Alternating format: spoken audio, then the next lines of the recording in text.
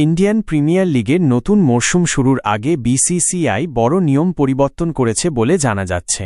একাধিক নিয়ম বদলের মধ্যে অন্যতম হল স্লো ওভার রেটের ক্ষেত্রে দলের অধিনায়ক ও প্লেয়ারদের জন্য শাস্তি কমানো অন্তর্ভুক্ত রয়েছে। ক্রিকবাজের একটি রিপোর্ট অনুযায়ী বিসিসিআই আগামী মরশুমে অধিনায়কদের স্লো ওভার রেটের জন্য নির্বাসিত করার নিয়ম তুলে দেওয়ার সিদ্ধান্ত নিয়েছে এবং এর পরিবর্তে তাদের ডিমেরিট পয়েন্ট দেওয়া হবে। কেবলমাত্র চরম ক্ষেত্রে নিষেধাজ্ঞা কার্যকর হবে। বিসিসিআইয়ের এই পরিবর্তনের বিষয়ে মুম্বইয়ে ২০ মার্চ বৃহস্পতিবার অধিনায়কদের বৈঠকে জানানো হয়েছে। তারা আইসিসির মতো একটি সিস্টেম ব্যবহার করা হবে যেখানে ডিমেরিট পয়েন্টগুলি মোট ৩ বছরের জন্য বহন করা হবে।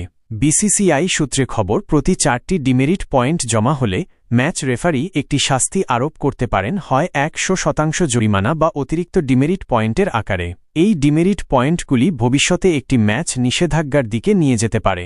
অতীতে পরপর ম্যাচে স্লো ওভার রেটের কারণে অধিনায়করা এক ম্যাচ নির্বাসিত পর্যন্ত হয়েছেন। সম্প্রতি ২০২৪ মরশুমে ঋষভ পন্থ একটি গুরুত্বপূর্ণ ম্যাচে রয়্যাল চ্যালেঞ্জার্স ব্যাঙ্গালোরের বিরুদ্ধে খেলতে পারেননি।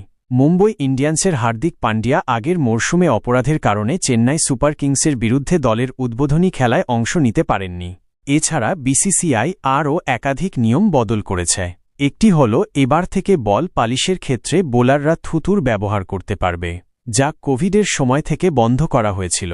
বিসিসিআইয়ের এই সিদ্ধান্ত মেনে নিয়েছেন সকল অধিনায়করা। আর অপর একটি বড় বদল হল, দ্বিতীয় ইনিংসের ১১তম ওভার থেকে নতুন বল ব্যবহার করা হবে। তবে পুরোপুরি নতুন বল দেওয়া হবে না, ব্যবহার করা শুকনো বল দেওয়া হবে। শিশিরের সমস্যা সমাধানের জন্য এই সিদ্ধান্ত নেওয়া হয়েছে, যা ব্যাটার ও বোলার উভয় পক্ষের ক্ষেত্রেই সুবিধা হবে। আরেকটি বড় পরিবর্তন হল, অতিরিক্ত উঁচু বাউন্সারে ওয়াইডের ক্ষেত্রে এবং অফ স্টাম্পের বাইরে ওয়াইডের সিদ্ধান্তকে চ্যালেঞ্জ করার জন্য ডিআরএস রিভিউ নেওয়া যাবে। ব্যবহার করা যাবে হক-আই প্রযুক্তিও। এর আগে অতীতে এই দুই ক্ষেত্রে নানা বিতর্ক তৈরি হয়েছে। সেই সমস্যা যাতে এবার না হয় সেই কারণেই সিদ্ধান্ত বদল বোর্ড।